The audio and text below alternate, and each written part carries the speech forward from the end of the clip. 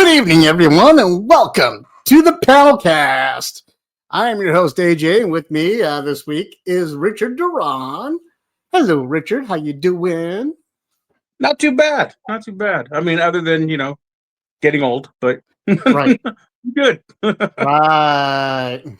Ready for, some eating and football tomorrow. So, And that's what we were going to discuss on this episode. This episode is a special episode in that it's Thanksgiving Eve.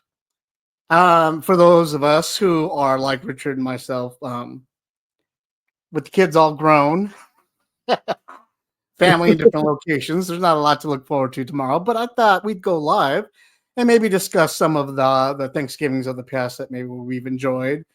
And some of the other things that maybe traditions and stuff that we've had over the years that, might be fun, a little fun to discuss, or maybe discuss creating our own traditions that we can start maybe next year and going forward.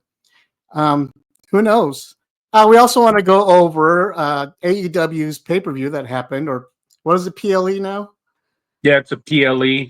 Well, I guess technically it's still a pay-per-view too, the way AEW does it. So, yeah, I guess their Full Gear PLE, which is which at came least out, until they go to Mac. which came out this past Saturday, Right. which wielded a lot of random results that I kind of want to go over. Is this pay-per-view is one of those I wish I had watched with somebody, honestly. You know what? I was itching to talk to somebody myself. So I talk to myself a lot. And we'll also talk maybe some movies and stuff while we're here. Some of the shows that we've had to endure during the holidays.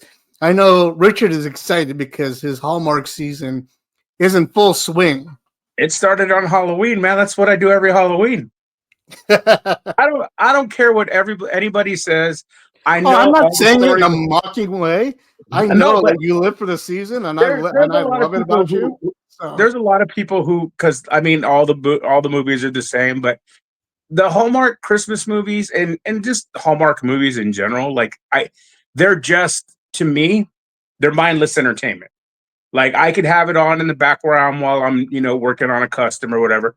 And they're fun. And hell, I love rom-coms. I can't help it. I've always loved rom-coms. That means you're a big fan of like Lacey Chabert and Joey King. Yeah. Right. Yeah. Well, there you have it. And are you happy with this year's outing? So far, yeah. There's been some good ones. There's one that actually I don't know if because I stream them. And I get them through different services, not always on Peacock, because Hallmark channel's on Peacock. Some of the movies I stream on other networks, so I'm not sure if it comes from Hallmark or one of their other, because I think they own like 3 different networks or whatever. And there's also other companies that do the same thing, kind of Christmas movies. But one of them put out a movie recently it's oddly familiar with a really popular football player falling in love with this really popular pop icon and their relationship. Where have I heard that one before? So it's actually it's a cute on movie. Netflix, since like Kelsey is now all over Netflix with his own shows there and stuff. No, he's on Prime. On Prime and Hulu too. Yeah, isn't yeah. Is it Hulu? Maybe it's Hulu. Gruesome. I heard that's a good show. I haven't had a chance to check it out. I was thinking not only gruesome, but he also has like a talk show. Like he's hosting what's call it? Yeah, his brother. Yeah. Yeah. Jason Kelsey has the new talk show coming out. Yeah, dude, those guys are everywhere. And you know what? Good for them. Coming up, movies coming up too, and yeah. Hey, you know what? Good for them. I mean, they're. I mean, I never hate on somebody's hustle, man. You can't. And they're from what I've seen. I mean, I don't know these guys personally or anything, but everything that I've heard and read about them, they're very charitable, very honest, very like real people.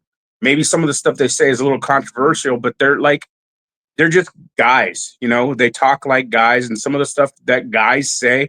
I mean, every guy out there has group chats with their other friends that they hope nobody else ever sees. We all say some off-color, stupid stuff amongst our own friends. look who we worshiped before, football players that made the transition, right? Lawrence Taylor, Orange OJ, you know, Yeah, like the Fridge, all these yeah, people made the transition before that we idolized and loved when they came over and went to go see their movies. That turned out to be horrible people, and yeah. I mean, one and way or and, and another, we all have our there deep are, secrets, you know, like there are some people, and that's the thing is in the age we live in, everything's out there. You know, it's out there for the world to see. There's no such thing if you're a celebrity as having a private life anymore. absolutely. And these guys are And marketing off of it yeah, and good for with the them. help Even of even though, like I told you, there's that little knockoff movie that came out, but right. I think tomorrow, either tomorrow or this weekend, Hallmark actually has a Christmas movie that's themed with the Kansas City Chiefs that has their mother in it, and it's like, so I mean, they're making. I'm a huge football fan. I have been a huge football fan. I'm a Cowboys fan, so it's hard to be a football fan right now because my team is horrible. But I've been a huge football fan my entire life. Founder of the You know, Cowboys. I love sports. I've always loved the Cowboys. But I've always loved football in general. But to see them, like, it's becoming mainstream again. When sports besides the UFC have been struggling, even wrestling has reached this boom over the last couple of years. The UFC reached that boom. Basketball started reaching this boom, and a lot of it has to do with LeBron. And I'm not a LeBron fan, but the guy has brought the popularity of the game up again. You know, baseball is is Say is what you will coming about Caitlin around, Clark, but she made the WNBA popular right? this season. I So mean, to nobody see, else was watching until she showed up and created controversy and drama. And now, they felt it in the playoffs when their percentages went down from 1.2 million viewers to 5. yeah, and you and know, that's the thing is I like seeing these these sports people like that because they're not just faceless people. Like even college football, they're allowed to market their players and stuff like that. It's good for the game, and when it brings the popularity back, that means kids are getting out there and playing again, which is way better than just sitting there on. And I do love video games. I'm totally into like being on the computer and all that. But you also, as a kid, you got to get there and be active too. Like we did, right, we did everything.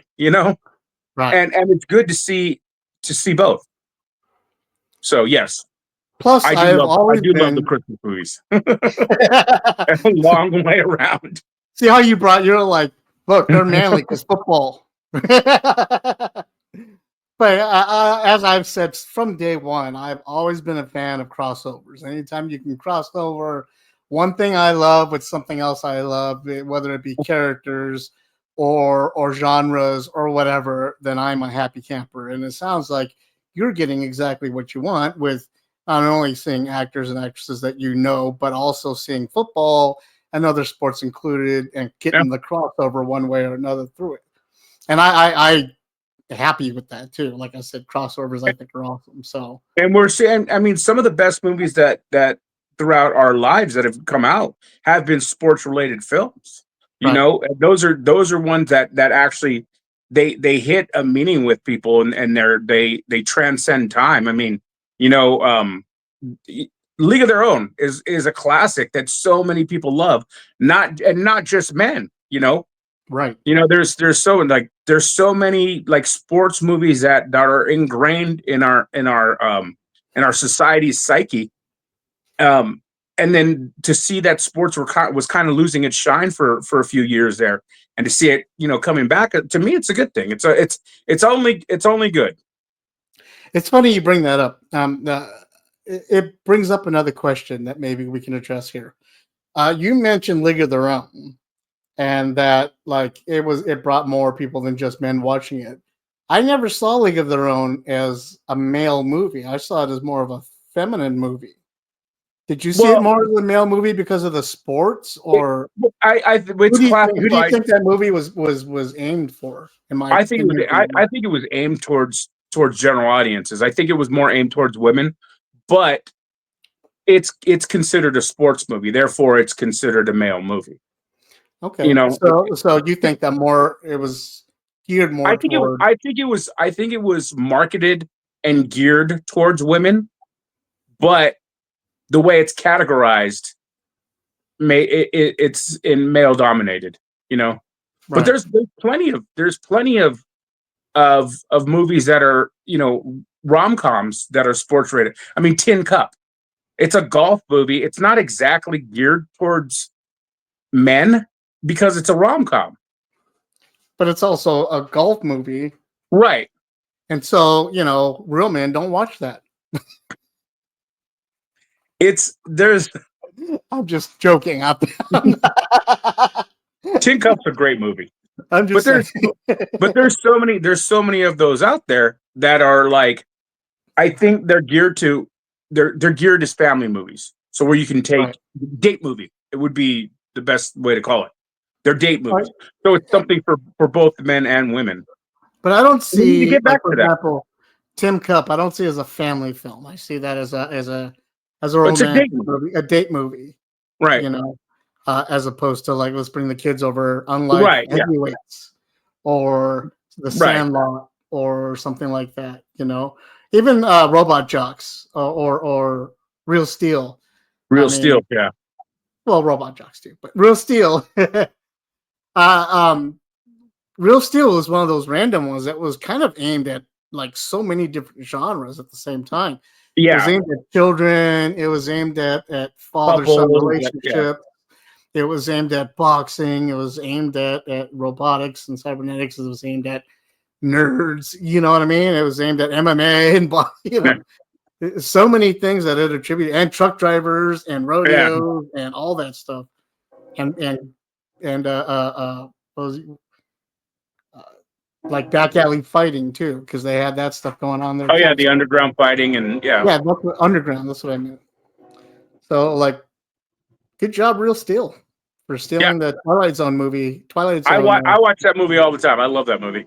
Right. I can't. Um. So with the Hallmark films and all that, do they? Do you see an increase in them coming up toward as they get closer to Christmas? Well, I mean, usually they release one a week, a new one every week, every Saturday leading up to Christmas, starting on Halloween. And I then you swear get this is a geek podcast. I swear. and then you get a bunch of the you know, the older ones that are played throughout the week because it runs 24/7. Like there's nothing else that's going on Hallmark.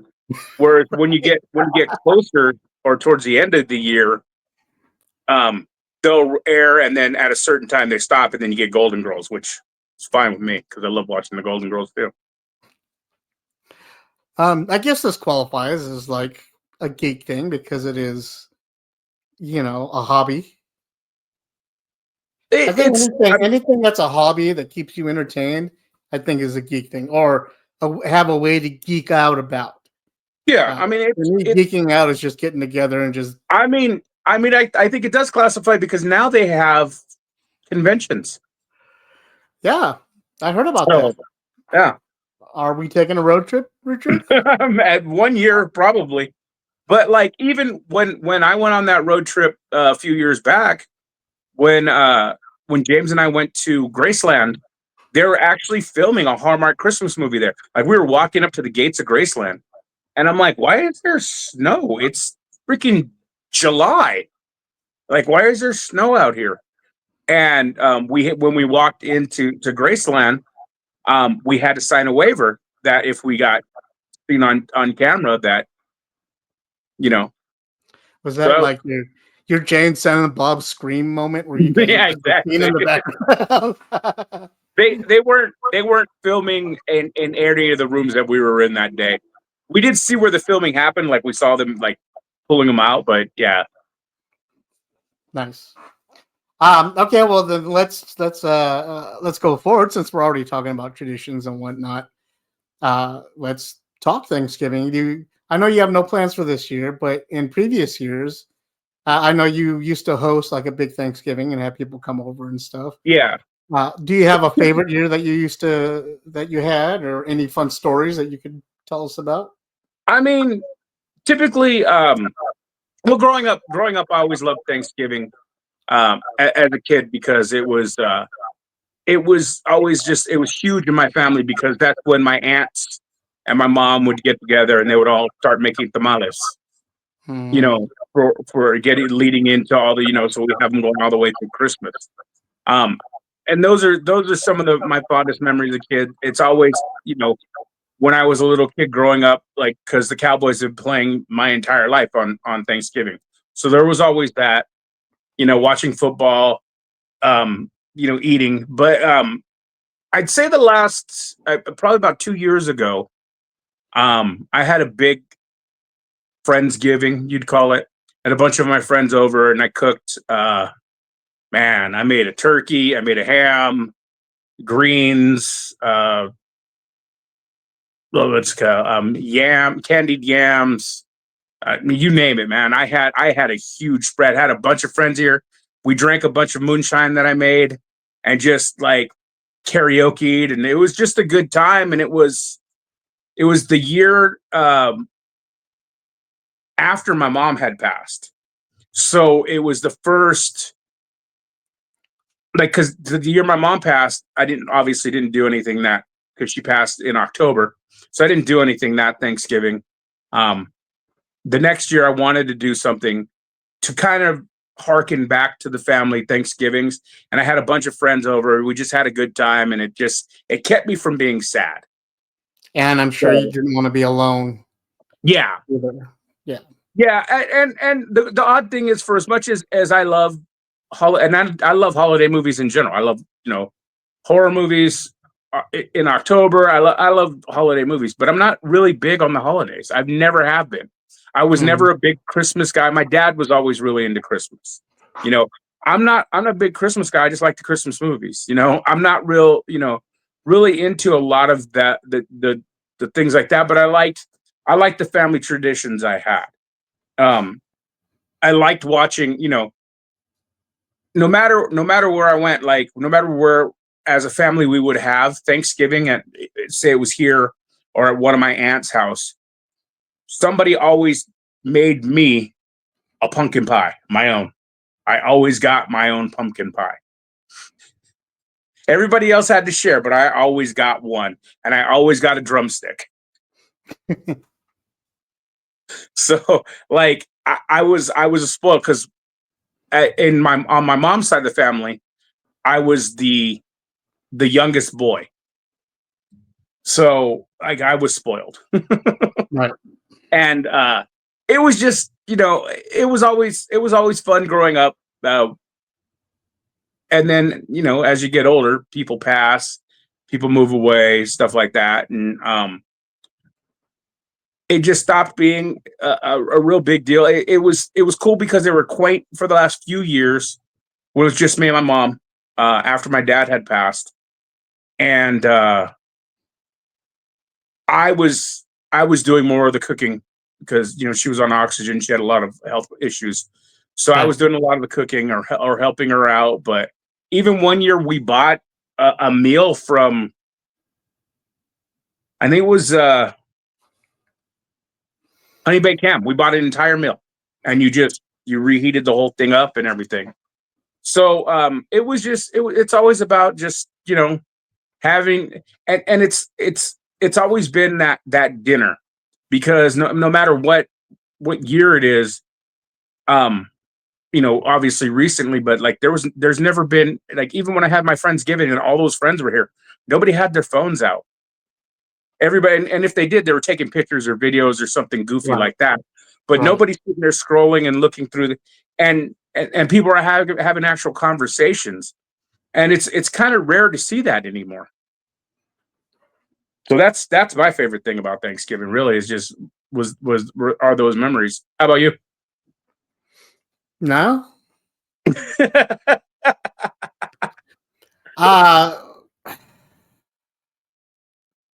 Thanksgiving is hard for me to talk about. Well, any of the holidays are really hard for me to talk about Right. without getting without, I don't know. Yeah. Like there's so many past things that have been bad, but I can tell you that there are three Thanksgiving memories that are my absolute favorite, and then one big thing about it. So I'll tell you, like, those. The one Thanksgiving, I was I was out in the streets, and I started. I was the problem in my head. One of my mental problems of the many is like when I was homeless, I would still pretend like I was a normal person. So every morning, I lived up in Letter Creek. I would wake up in the morning. I'd go in the creek, bathe, come out, clean up, put all my stuff away in the bins, nice and organized, folded, everything. Put them in the back of my truck, and then drive into town and have my day, whether it be hanging out with my friends, begging for change, donating money, or donating plasma for money, whatever I had to do. I would just, in my head, I would still do your regular daily things. Um, so one Thanksgiving, it was the same way. I was homeless. I had nowhere to go, but I knew my friends were having a Friendsgiving. And so I went and I went there with them. And my friend Erica Ferguson, she was having the party. And all of us went over there and hung out. And it was for people that didn't have any family near or weren't close to their family, didn't really have anybody else, or uh, didn't like their family and wanted to take a time out from being with the family and come hang out with some friends at night. That night, it was Yeah. that environment. So we all got along, went over there. We had leftovers, hung out with my friends, and talked. And it was the first time, like you said, I felt like I was a part of something, as opposed to being there to, I don't know, just because I had to or because that's what was expected of me. Yeah. Like people had wanted me there, and I was there and enjoyed the company. A friend of mine, we got drunk, and he was rolling me around in a wheelchair while speaking Captain Morgan's down the street while I'm singing. Like that was my Friendsgiving for me, and that one was great. That was a great memory I have. Another one was the first time I had my son for Thanksgiving, and we went up to my parents' house, and having the whole family with my son there the first time and being able to do that was a great Thanksgiving for me. Uh, and then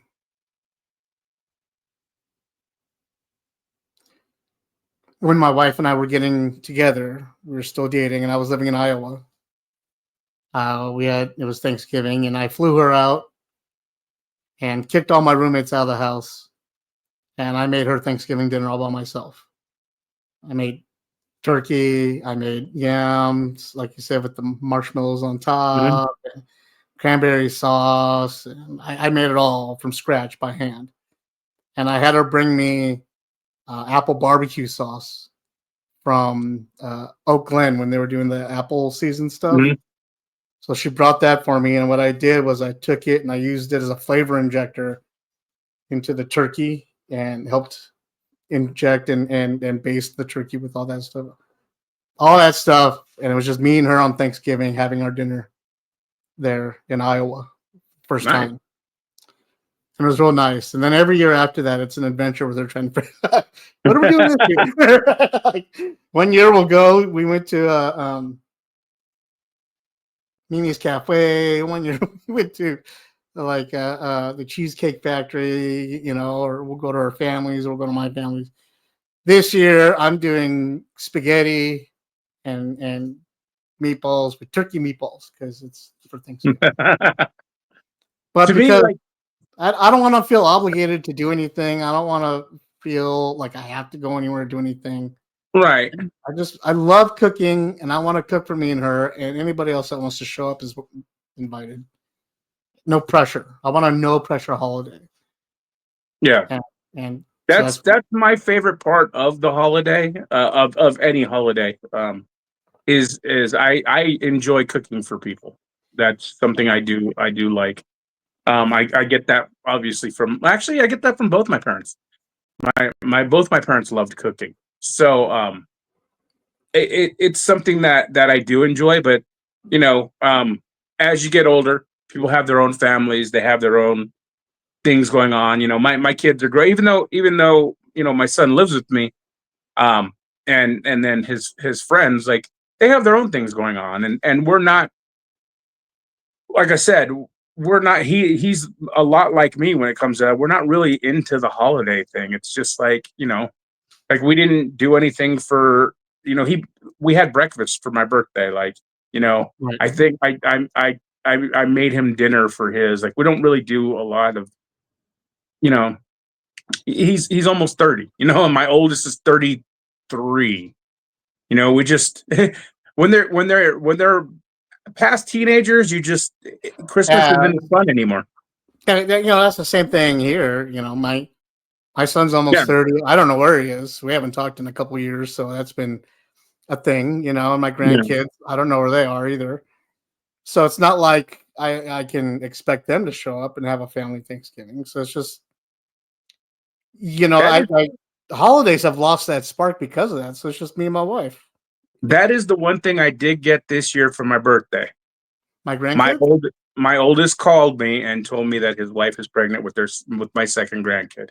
See, So well, that congratulations. was pretty cool. See, and that's awesome. I wish I had that. But that in itself, like, I'm happy for you, you Yeah. know. And that's all we should do on the especially for me. I don't know about you, Richard, but not to get not to dive into the political side of things. And I'm just gonna skirt the edge right now, if you don't mind. I think next year is gonna be the beginning of a very bad time. I think that it's gonna be uneasy here.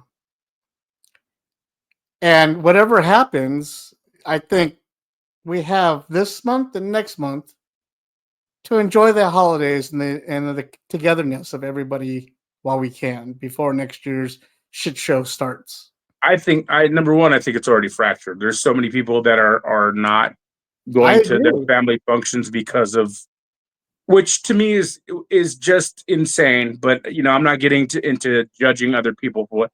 But Right. for people not to get together because of their political beliefs, like, for it to fracture families, shows the separation that you know That politics it, is having on people right now. right. And it's not even just that. It's I don't want to get into conspiracy theories or anything like that. But Right. but we as a Unless you people we as go a ahead. people are much weaker when we're fighting with each other than Right. we are when we're together. And I think that next year is going to be the start of badness. And I'm just saying, for the rest of the year, can't we just all try to get along one last time? Well, and And that's next year we might be in the middle of World War III. right. And so right now, I'm just trying to enjoy the time. I'm trying to enjoy the calm before the storm. And I so for I the I holiday, have no expectations, positive or negative, into next year. I've seen the effect that people's attitudes when it comes to this situation have had on their families, and I think it's asinine, and it's only going to get worse. agreed. And it's unfortunate. It really is. It So is. And so, like I said, I just want to be everybody else out there. I had an incident in public, and it's already starting. People are already on edge, and Christmas shopping, holiday shopping isn't going to help anything. So I'm just saying, yeah, out there, people, just try to breathe and relax one last time. You know, it's the holidays. I mean, even if you're as anti-holiday as I used to be, uh, find something to celebrate this year. That's all I'm saying. I mean, Uh, honestly, we just need to find a way to come together again, honestly. And And that's just like I said, together we are much stronger than we are apart. So that's just Unlike the ending of AEW's pay-per-view, so which let's we talk about before we jump into the pay-per-view. Let's okay. talk about that 0 hour. All right. Let's talk about for number one, I have never heard of the Costco guys. I had no knowledge of the Costco guys before the whole AEW thing. When people were talking about a bunch of AEW fans were upset because AEW was bringing in the Costco guys. This is before the little promos they had and stuff like that. Like some fans had talked about it and everything. Big Boom AJ, you're talking? Right. So when people were talking about it initially, I went hold in my on. head. Let's tell the audience what's going on. Okay. Okay, so before we get into it, AEW had a PLE this past Saturday called Full Gear. We discussed it at the beginning of the show. It's their pay-per-view. I don't think it's their end of the year. They still have Winter's coming, I think. They have, is that what it is? Winter's coming? They have another one coming up in December. Yeah, or is it the crossover that's happening? Forbidden Door or no, that's no, that's not Forbidden Door. There is some crossover coming up. Yeah, there's a show coming up in December, but this is their November show. And before that, we had a 0 hour, which is their pre-show. Pre-show, yeah. And leading up to the pre-show, we had a couple of episodes on their TV series. Leading up to it, kind of like a go-home show, introducing these new wrestlers and bringing back an old wrestler in QT Marshall, who I thought was completely gone from AEW. He was gone for a few months and then came back, but had only been working backstage and doing production and stuff like that. He hadn't been wrestling. Oh, I thought he went over and started NXTing, but no, my bad. Anyway, so here we are, introduced to this old guy and this kid. I don't know who any of these people are. So and I'll let Richard take it from here. Here's the thing that got me. So I've been reading the chatter online and stuff like that, which I usually ignore most of the online chatter when it comes to wrestling because most of it's so negative and like if you don't like it, just don't watch it. But when people were upset about them bringing in the Costco guys, what they referred to them, in my own mind, I don't know why, I was thinking of the kids that wrestle inside of Walmarts. There's like 3 of them. They do all kinds of like random stuff. And like they even had one where I think Sammy Guevara showed up. Like literally they do wrestling moves on each other inside of a Walmart store or inside different Walmarts. I know what you're talking about. They act like shoppers and they suddenly start wrestling everywhere. Yeah. So, and then they go into the parking lots and they do some of the wrestling moves out there too. So that's who I thought it was. And then all the stuff started showing up. Like I think they were on the Tonight Show or something like not the Tonight. Were they on Tonight Show? I think it was Tonight Show. And then so I started seeing their videos on TikTok and so then I started to learn who these guys were. And then I did a little research and I found out that Big Boom AJ actually used to be a wrestler. Yeah, no. Look how white my teeth are right now. a different AJ. But like so he used to be a wrestler and just hadn't wrestled in about 20 years and became this, they're all over social media doing whatever it is, they're hugely popular. Right? So what the hell's the Rizzler? He's this little kid. Like he's I know now, but I'm just saying like yeah, I didn't know who any of these people were. But I mean, I thought it was kind of stupid too. And I'm like, whatever, man. Like if it's bringing in eyes of people that normally wouldn't be watching wrestling, which is the whole point of it. Right. Then cool. I'm like, maybe they'll get a few views that they normally wouldn't get, which is exactly where I'm going with this whole thing. So they had a match and they actually had a decent match. They really had, I was actually shocked for someone who hadn't wrestled in 20 years that Big Boom AJ was actually able to, his timing wasn't bad. He had decent showing. On top of the fact I only slipped up once. I only saw him slip once. And on top of the fact that at the beginning of the match, he broke his freaking foot. So he wrestled that whole match with a broken foot, which makes it even more impressive. So it was what it was. You know, it got the big pop. You had the crowd ate it up because they're from Jersey. They were in New Jersey, so the crowd was live. Absolutely loved it. I'm like, cool. You know, they probably brought in a few extra eyes, whatever. Until the next day. No, not the next day. So the numbers came out, I'd say probably by Monday. Until Monday, when I found out through everything, you know, through social media, through the views, because it aired on YouTube and all that, it had over 10 million views. It is the third highest ranked clips viewed in professional wrestling all year. The third highest. I think it's like just below when Joe Hendry debuted, it showed up in NXT. Like it's insane how many views, which, hey, you know, maybe it turns some more people on to AEW wrestling. It did exactly so. I don't care what anybody says, it accomplished its goal. And, you know, good for them for trying something different. And that's what they need to do. They need to get new eyes on their product. They have to try different things because they need to be different than what the WWE is. And they went that route. And so far that was a good try. And then we go into I don't really know what the other match. That's the only match I saw on the 0 hour.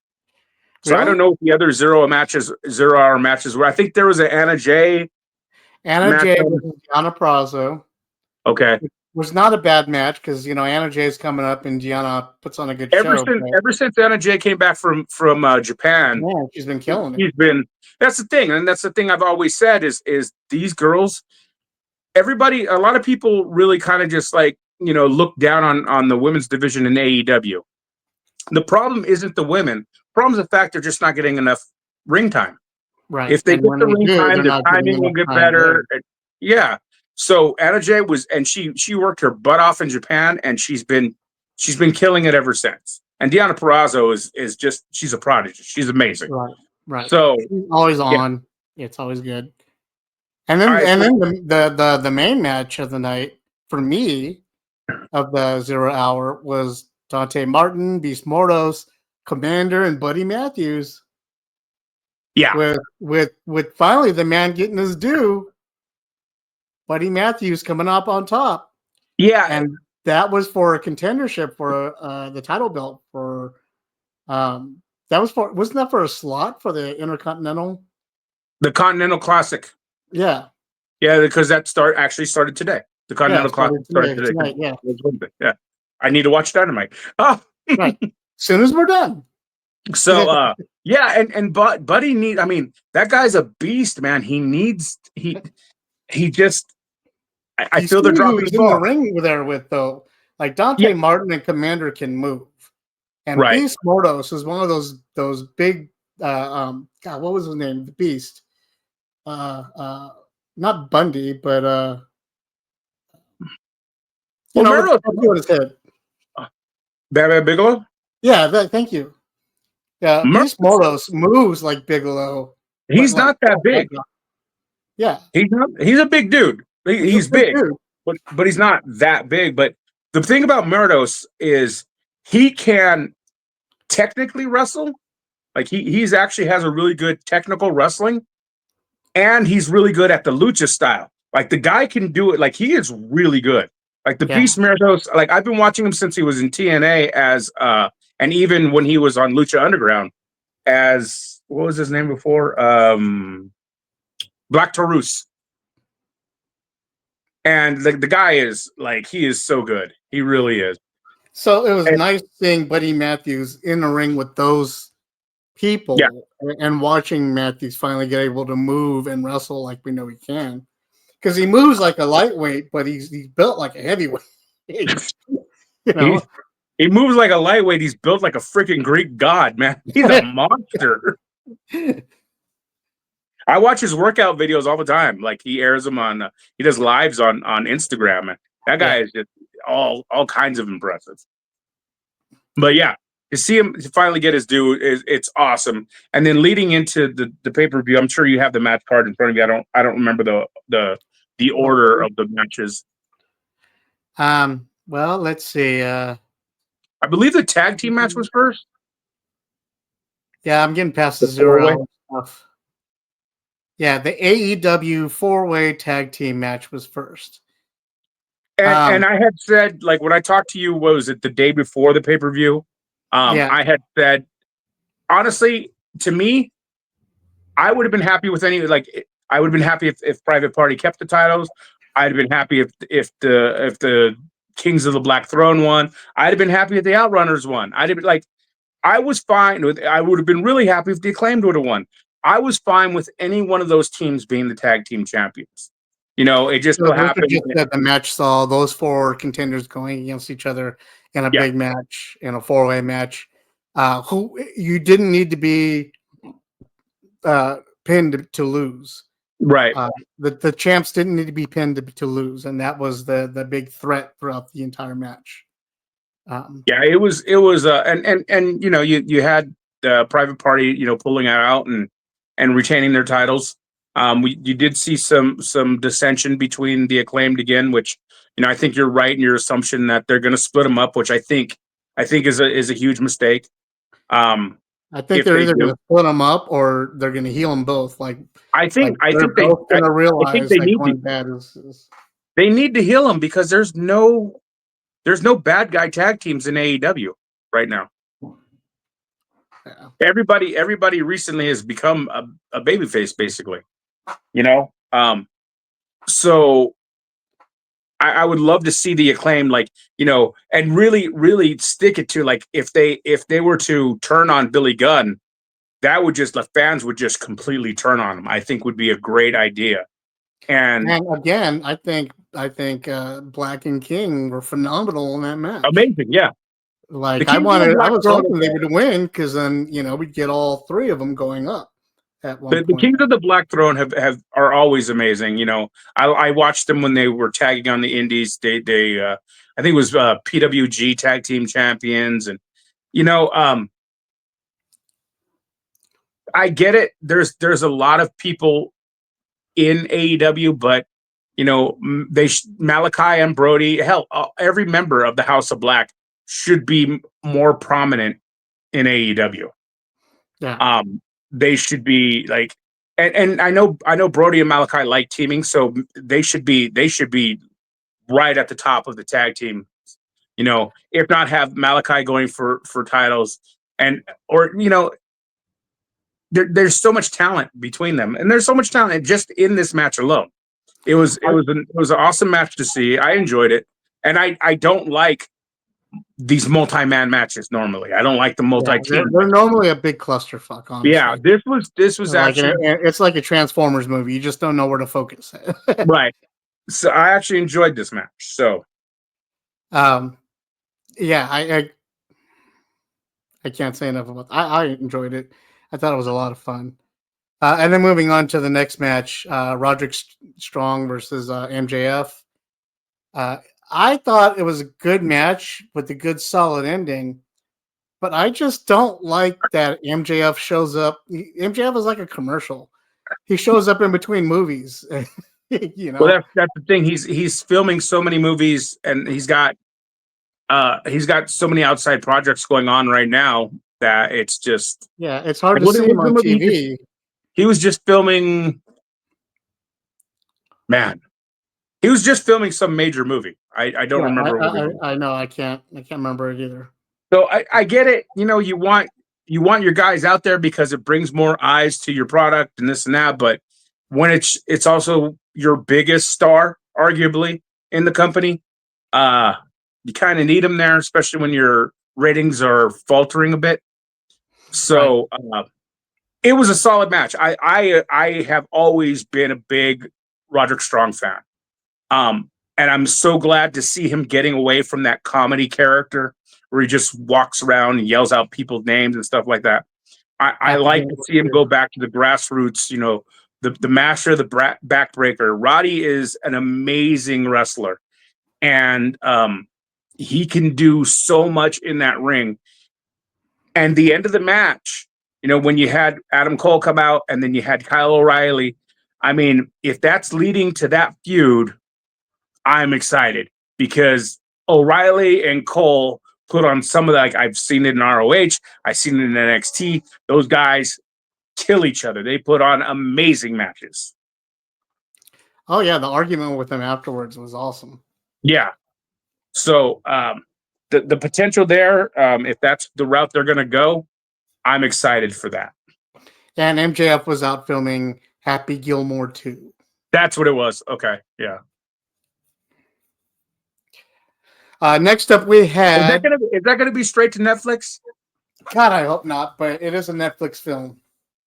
I mean, I know Sandler's has that contract. Yeah, I know he signed that huge deal with Netflix, so that might go straight to Netflix. Yeah, but you know what? Honestly, Netflix has been doing better than studios. So, his mystery films over there, I enjoy. Oh yeah, the murder mystery ones. Yeah, I think those are great with Jennifer Aniston. I love them. I like now that he's taking more adult roles and not just going with the stupid, slapstick like when he was younger.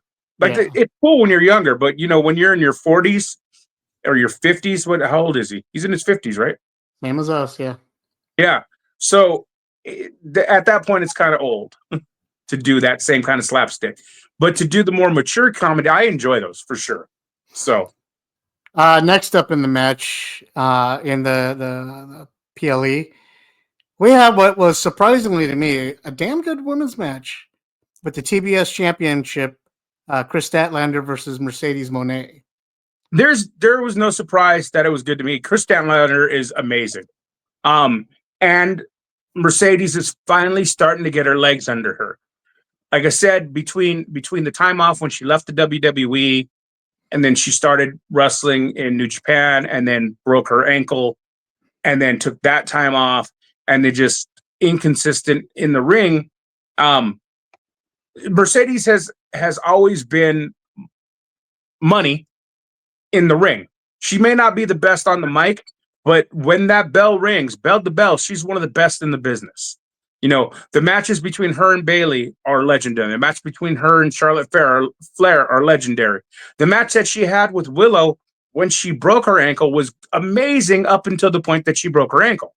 Right. So I wasn't shocked by the fact that it was a good match. Chris Statlander is one of the best women in wrestling right now. That girl needs to be really focused on.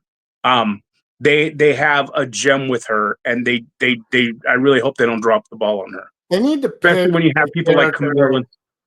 They need to pick a character with her because she's in 2 years she switched 4 different characters and 4 different backgrounds and stuff, and they need to pick one and stick with her. And she needs to decide: is she like being managed? Is she part of a team? Is she a solo?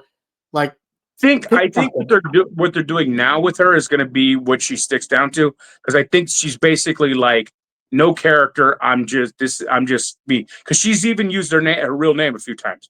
She's called herself Kristen a few times. So hopefully she'll stay that route and start getting some solid work in there, get some solid matches in there. Because there's, and I don't know why, there's 2 women's titles in AEW. Yeah. Yes. There's the women's title and the TNT. So totally unnecessary for there to be that many titles with that few amount of women. Just like there being 4 women's titles in the WWE. Why? Well, and then you got the ROH one.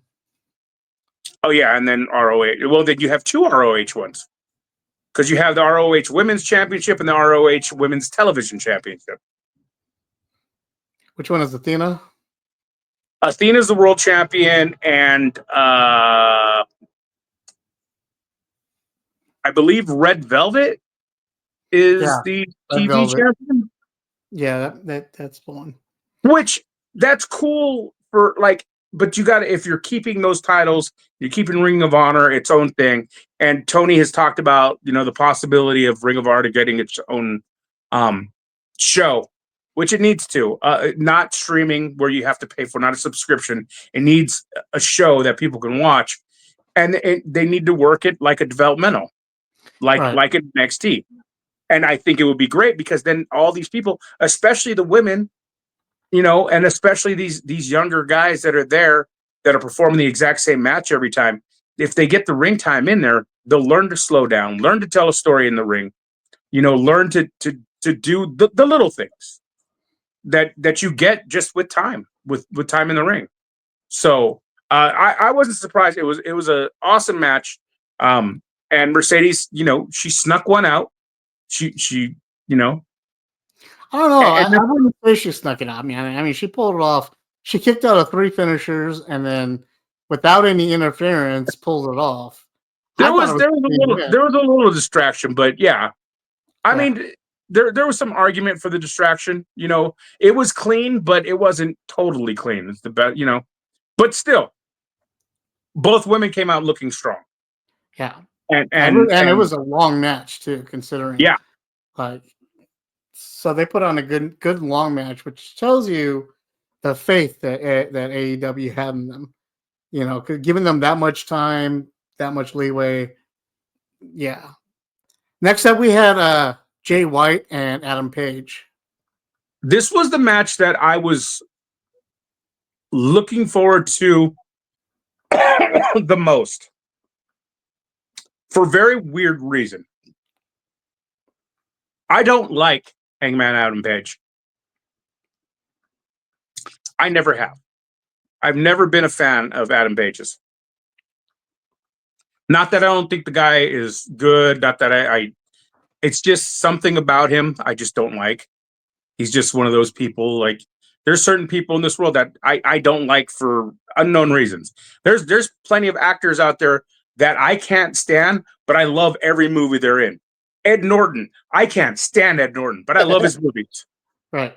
And I don't know what it is. Like, it's something about him irritates me, and I don't know why. Never I met hate the Leonardo DiCaprio. I'm sorry. I just hate him. I can't Right. stand him. I love 90% of his movies. But he's also actually a piece of crap. Right.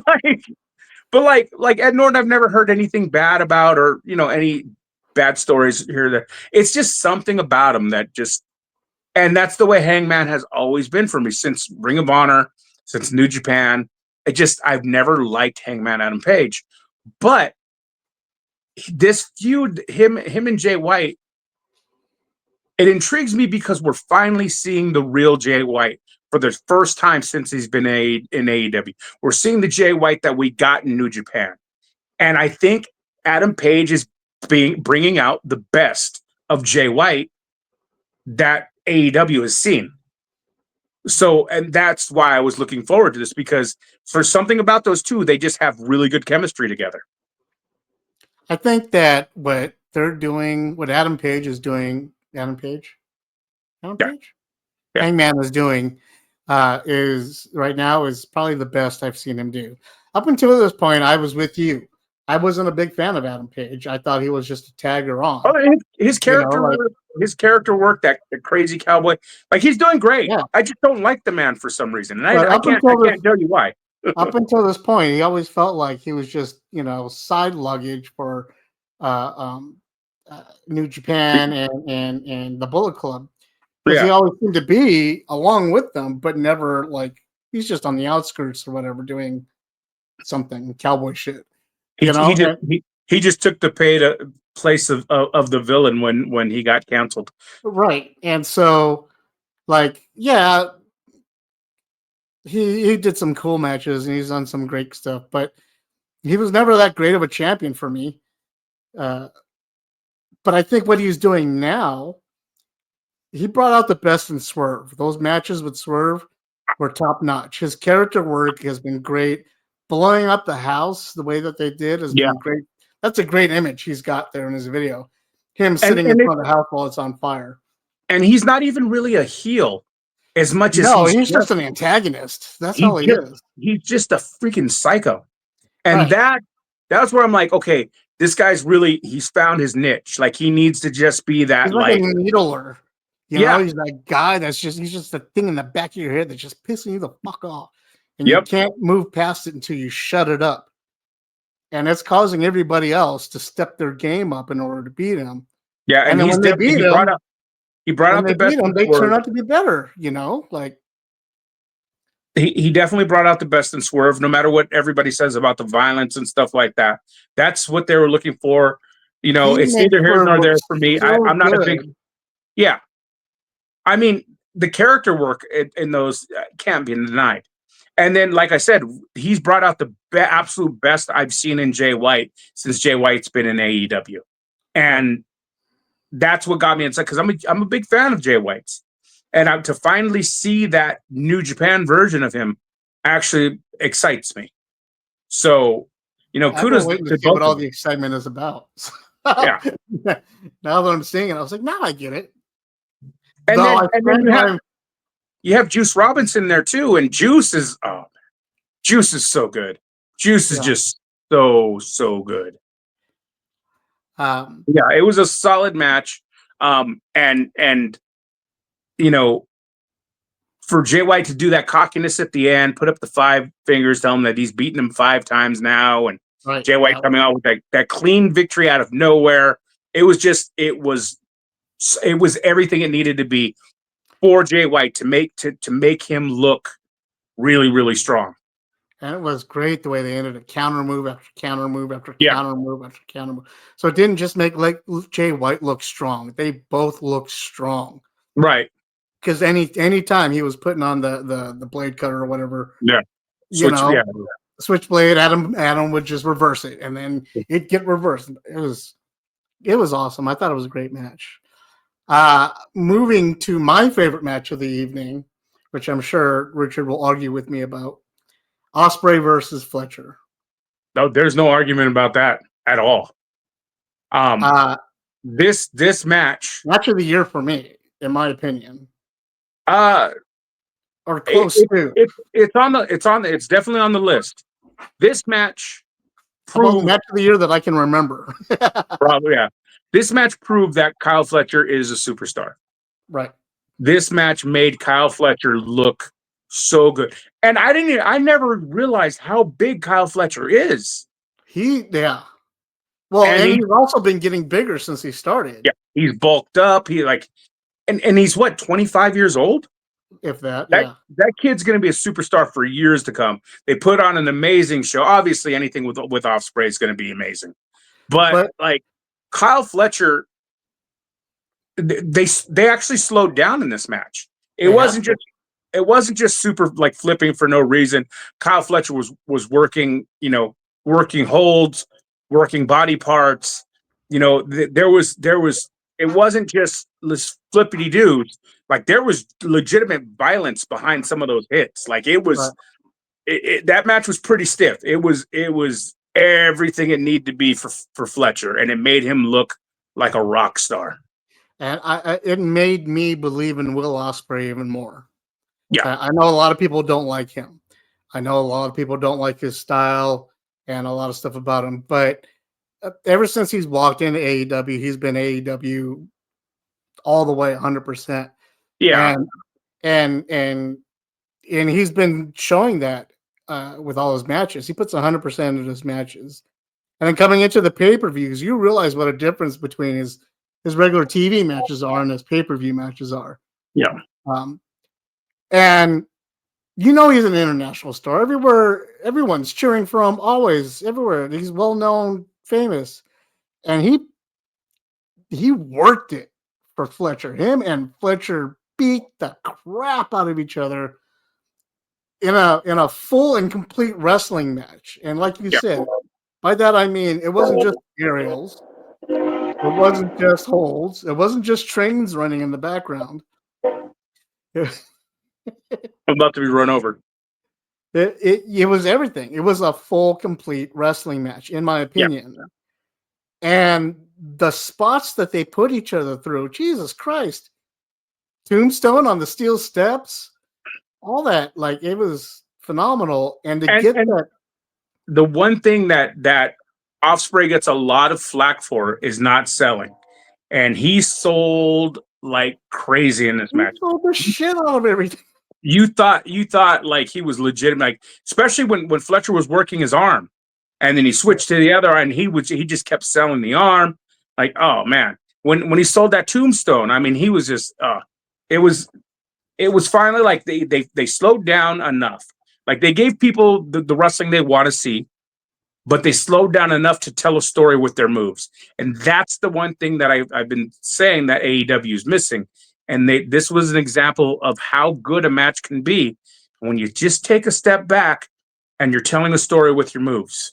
Like there was, you could tell by everything Kyle Fletcher was doing, like there was violent intent behind that. Like this guy was legitimately like, it looked like he legitimately hated his former best friend. Like he was trying to hurt him. And he was trying to get the crown. Yeah. He wanted that crown. He wanted that victory once and for all. He wanted to be the man, and he knew that this was it. And that came clear, evident in every move he went. And again, with the interaction with the crowd, like you were saying, he was telling a story in the ring, targeting body parts and sticking with it, and then interaction with the crowd and doing. Oh man, it was just great. It was a great match. Yeah, man, I loved it. I was just on my. I sobered up with that match. I was thoroughly impressed by the match. A lot of those times I get kind of thrown off by all the flips and all that, because the obvious cooperation still bothers me. Right. Which, I mean, there has to be certain suspension of disbelief in certain points, but when that's all you're doing through the entire match, to me it becomes distracting. It's like a circus act, like a trapeze. Exactly, it's a trapeze artist at that point. But these guys were putting like violent intent in there, and like I said, it was done. They did exactly what they needed to do, at least in my book, for something that I find entertaining. I agree.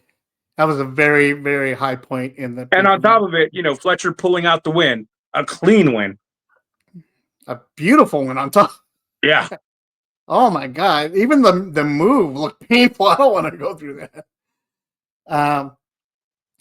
Afterwards, we had Mina Shirakawa having a champagne celebration with their friend Mariah May, which was totally pointless.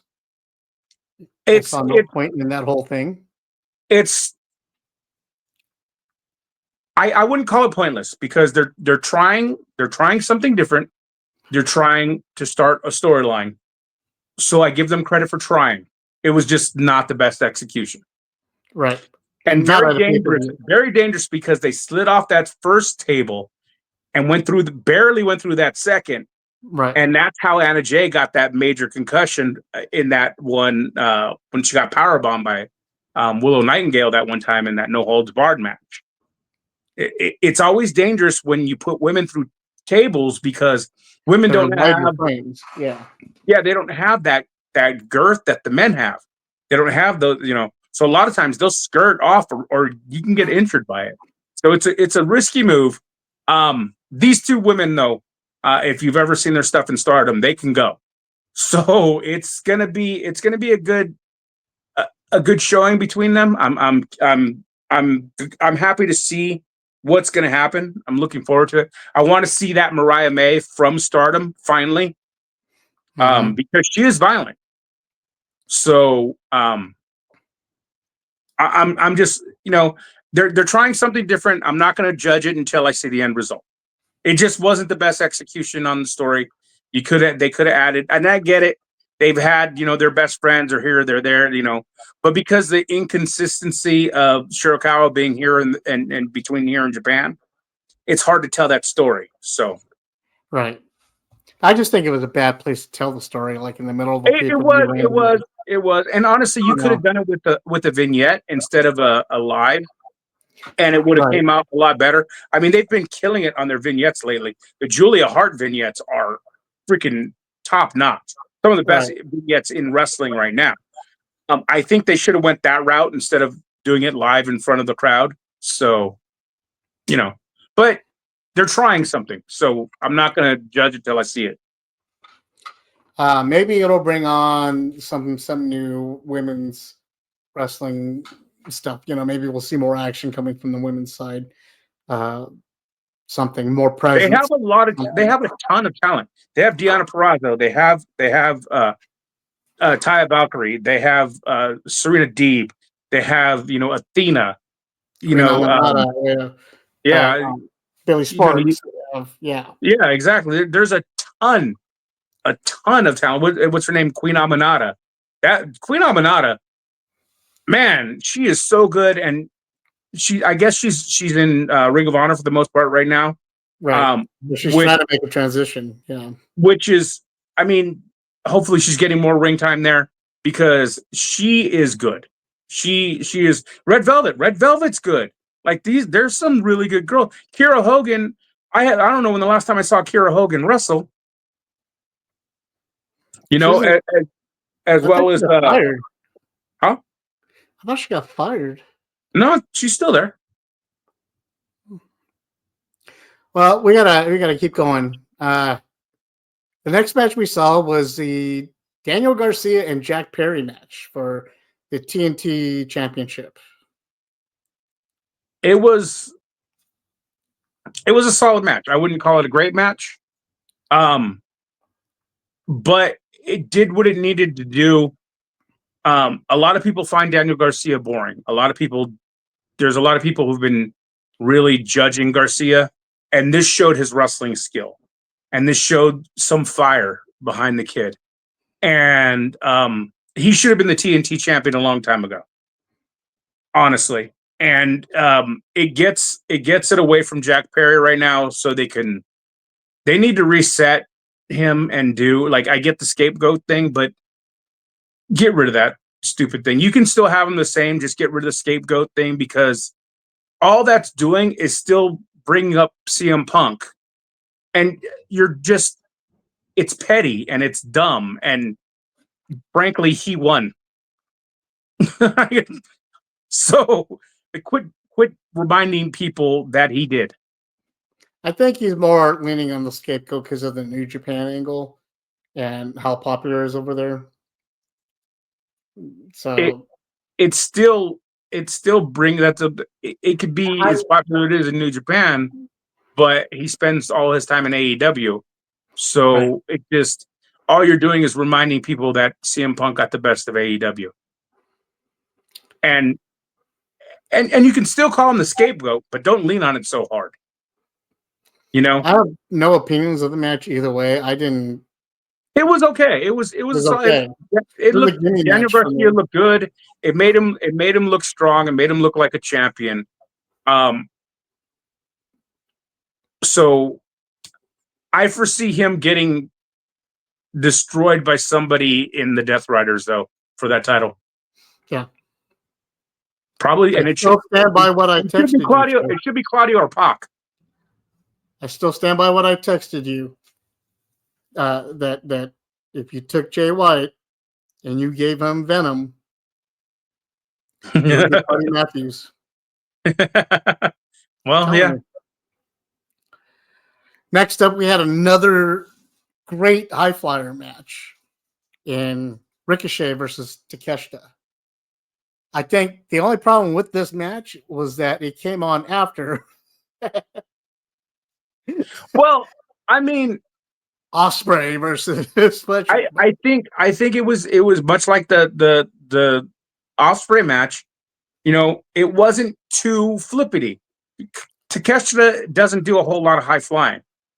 He does. He can do it. He can do his high flying, but Takeshita is a monster, and they make him look like a big powerful wrestler.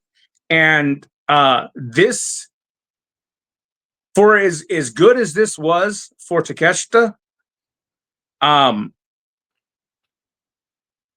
don't know how good it is for how good of a look it was for Ricochet. Yeah, because it made Takeshita look like even a bigger monster than he was. Yeah, but it also killed Ricochet's momentum. That's the thing. They're trying to make him look dominant. And that's just unfortunate for Ricochet. That's the thing. And that's why he left WWE. Well, it may not be why he left WWE, but that was a lot of fans' problem with him in WWE. is he was made to make everybody look good. But I mean, But also coming over this one they soon need to- and giving him a belt right away, that's very right. No, you know, I agree. So I mean, this is the right person one. I think it should have been somebody else besides Ricochet in that position at this time. right. I think he should still be winning at this point. I So, agree.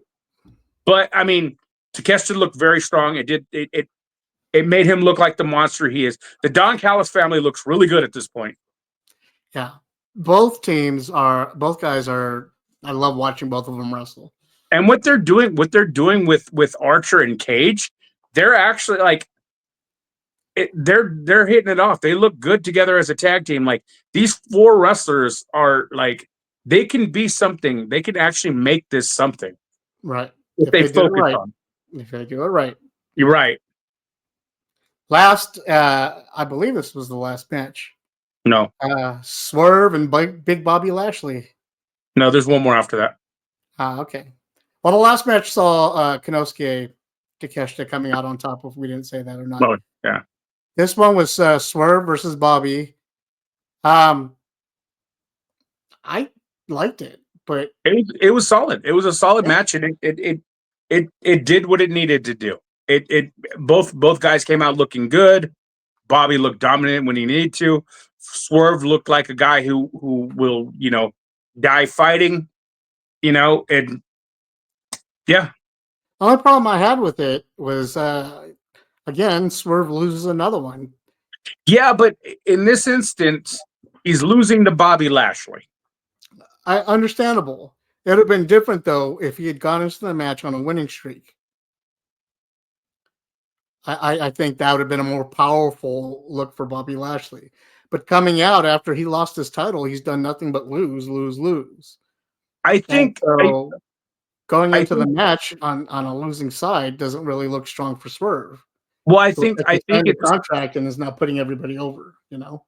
Well, I think what it is it's supposed to create doubt to like, well, maybe it's better if Swerve did join the Hurt Syndicate. Right. And I think that's the point of him losing right now, and them trying to bring him on to their team. I think I may be overthinking it, but I saw an interview afterwards. I saw an interview afterwards that made me respect Bobby Lashley a little more. And there were 2 of them. There was one where they were asking him about him being the another black champion in AEW, and he was like, "It's not a black champion. I'm just going to be a champion." Yeah, he's like, "We're past that black point. Like, there's no black, no Asian. They're just champions. We're past that point. Right. We're past that point. It's a championship. Just don't racially classify. There's no point." And then there was another one where they were interviewing, and these 2 guys were like, "We have a great idea for another member for the Hurt Syndicate, and Hook." And they were trying to pitch Hook toward him. And Lashley was like, "Oh, well, you get a lot of respect from me automatically because you didn't choose another black guy to join the crew. Thank you." Because that would have automatically made me judge you. I'm sorry, but actually, Hook would be great for them. And you're right. Now that you mentioned it, Hook would be awesome. But that I have always been a huge fan of Bobby Lashley's, and I think he has always been grossly misused. I was so happy when he won the world title in WWE, only for it to be just a horrible run, like totally misused. The only company he's ever been used right in he was so dominant in TNA, and look at him. I mean, enough said. Look at him. The dude, we talk about Buddy, dude. Freaking, he is 43, 44. He looks the exact same as when he first got into wrestling. He has not aged. Dude, him and Sheldon Benjamin. Dude, talk about black don't crack. Dude, those guys, and they look amazing, and their work is amazing. Hell, MVP's 50 years old. MVP was on the Josh Bartlett wrestling this week. Oh yeah, the Bloodsport. Yeah, Yeah, he was he buffering wrestled. this He week on wrestled Josh Bloodline. Barnett. Yeah. Well, At 50. he also did a jiu-jitsu tournament this weekend too. Yeah, so Yeah, he's still out there. MVP is good, man. And like that's why like I don't have a problem with Swerve. I don't think it made Swerve look weak at all because like I said, it's Bobby Lashley. He's a well-established champion, whereas So the swerve with stomp through the announcer's table was awesome. the Swerve stomp really bothers me. And I get why people do it because you have to do the sit-up. But the fact that it takes him so long to get up on the ropes and you're just sitting there like this until he Doing stomps on you. right, doing a crunch. Right. But it's obviously it's for safety reasons. I know why they do it, but it's just so they need to just sit up when he's set. Like when he's on the top rope, that's when you sit up and stop setting up while he's climbing up there because you're Right. sitting there for like 30 seconds like this and it looks really And bad. it's obvious you're prepping for the move. Yeah. Right. And that the It's time like that you're when sitting they there, come off the map to catch somebody that's about to land right? on them. Like time it better, Yeah, it's a timing thing, but I mean, I get it. It's for safety, and you know what? I'd rather have them be safe than hurt. So I understand, but that was, I mean, I had no problems with that match. I thought it was great. It did everything it needed to do. Swerve, win or loss, Swerve still looked. He's gonna die fighting. He So looked phenomenal in the match. He put on a good show. I'm just worried about you know, uh, if they kept track of if the record mattered. But Swerve's one of those guys that he's beyond win. He's like Mick Foley. He's beyond that winner loss record. He could lose every match for a year and then legitimately be in contention for the world title, and nobody would bat an eye. Finally, in what had to be another very violent match, is Moxley versus Cassidy. Orange Cassidy. It was violent. It's also a match where Moxley wasn't the one bleeding, which is surprising. Right. It's a match where you finally saw Orange Cassidy's wrestling ability because Orange can wrestle. Orange has been wrestling forever. What was he? He was a fire ant in Chikara. Is that what he was? Yeah. Orange can wrestle. I've seen him wrestle plenty. I get his bravado and his character and stuff like that. But this one showed his ability to wrestle, but also his tenacity. When like Moxley was just beating the crap out of him, and he's like standing up to Moxley, and just this was a solid match. I actually loved this match. The only thing I hated was the end. The end of this match ruined everything I loved about this pay-per-view. Why? Why? But anyway, end of the match, it was really, really violent. Moxley pulls out, gets retains the world title. Then we had Christian show up with his contract, which apparently isn't official until you sign it. Right. I don't know why you wouldn't walk with an already signed contract and just hand it. Because it's not the 24/7 championship. That's as stupid as in the WWE when people go to cash in their money in the bank and the referee's got to ask you 6 times, "Are you sure? Are you sure? Are you sure?" Like, dude. And then he's got to ask the opponent. Right. Like, it's dumb. Do you want to have this match with this guy to take your belt right now when you're unconscious? Is that okay? Well, you don't have a choice, but it's yeah. And then Jay White shows up. No, Hangman showed up first, right? Hangman shows up with the chair. Hangman shows up with the chair. So here's what Hangman happens. Cage shows up, right? Cage shows up. Hangman shows up. Jay White. Oh, no. Hold on. Cage shows up. Jay White shows up. Stops him from cashing in. And then what's his name shows up. tries to poison him. Hangman shows up, stops all that. Everybody gets confused. Hands Christian the contract again. Right. Everybody gets confused. They all get chased out of the arena. And then they all go to get in the car, and all of a sudden, out of nowhere, comes Darby's car crashing into them. Right. So here's what I think. Here's what I think would have been better. I thought Goldberg was going to show up at some point and start smashing windows. You eliminate all that. You have Moxley beat Orange Cassidy, and sure, if they want to pour the drain or the cleaner on him or whatever, they want to do the old homicide move. That's something from Ring of Honor. Homicide did years ago. Actually, I think he did it to Nigel. Anyway, they want to do that, fine. And then, you have them get chased out by, whatever. Good guys come, chase them out. They leave. And then you have the Darby spot. The Darby spot is the only plot in any of that needed to be done. You eliminate all the rest of that, and you have the Darby spot at the very end. That's it. What's the other jumbled mess for? It was all dumb. Yeah, and it honestly left a bad taste in my mouth for the whole pay-per-view. I was like, and it was a good pay-per-view, and I'm like, what the hell just happened? At least it didn't affect the match. Yeah, is the best I can say.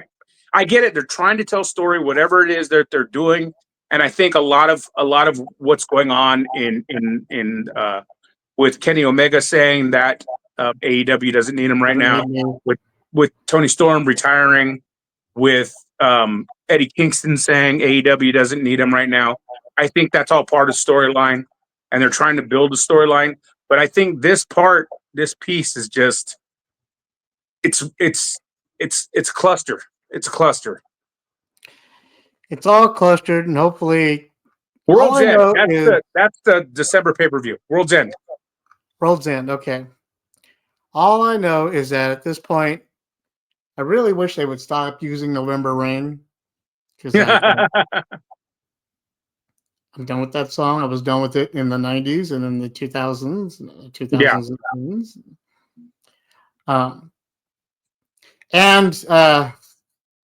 Yeah. But all in all, it was great. I thought it was a good pay-per-view until the end, and I thought the end, it was like it's what we call the last bite factor. So when you're eating all this great food and you're pretty much full, but you want to eat one more bite, and some reason that last bite ruins the entire meal. Yeah, it's just gross. And so that's what you have here. Is the last bite factor. They should have left well enough alone, realized they had a good pay-per-view, and just walked away with the Stone Cold ending. Like I said, them running out. If they would have just, beat up Orange Cassidy, get chased out, whatever, and they leave, and Darby shows up and does the same thing at the end, because the Darby thing got a huge pop. Everybody loved it. Fine, that's cool, but the other stuff was unnecessary. And now you got the Young Bucks showing up in New Japan next week. Yeah, they're going to be at what? I don't remember what pay-per-view. It's the same one that Kenny's going to be on. Yeah, and they're challenging for the belts. Yeah. I hope they get more belts. I love the Young Bucks. I think they're awesome, but oh man, it's time for some other tag teams right now for me. But you know what though? They haven't been in New Japan for a while. So if they win those belts and they spend some time in New Japan and they're away from AEW for a while, I think that's a good thing. If they win any belts, anybody that's an AEW that's going over to New Japan to fight in their pay-per-view coming up, if they win any belts, it's because they're going to lose them at Forbidden Door. Well, yeah, but only to borrow the IWGP belts until Forbidden Door comes over and they come over and take them back, or vice versa. They could do a tour in Japan too. Like who knows? Who knows what's going to happen? Because I think it's all going to lead up to Forbidden Door, and that's what the big deal is going to be. They need to be off AEW television for a while. I know they have been for a little bit. It's not long enough. Just like FTR. FTR needs to be off AEW television for a while. And unless they're formatting with the Outriders. The Outrunners are awesome. I love those guys. But all in all, I think it's one of their best pay-per-views of the year. Save the end. But I enjoyed it. I enjoyed it. So As did I. And with that, we're gonna go ahead and wrap up our episode. yeah, almost an hour and a half. Yeah, Almost an hour and a half. But at the end of the day, we hope you guys have a wonderful holiday season coming up. Black eat all Friday the is good coming up. foods. Please be safe. Remember to shop at your favorite online mom and pop stores. You know, like look at all the wonderful toys that Richard still has behind him that would make great gifts for anybody during the holiday season. So visit kscollectibles.com and get your kids some toys for the holiday season. I'm sure Richard's going to have some sort of Black Friday sale coming up or Cyber Day sale coming up. Yeah, Even if he doesn't, support the small businesses and throw some stuff his way. I like to eat. That's that would be beneficial. I am trying to get my gray stripe darker, but that requires more hair dye. So if you can please buy some comic books or something over on FB. I would make it bigger. I'd want it all I want this all to be gray. I'm jealous. Eventually, that's the goal. But right now, I want a stripe because I just want to shave everything else. I'm off. jealous of Justin's beard. I want mine. Like, this has grown almost enough where I can cut this down, and it would be, it's a decent beard without.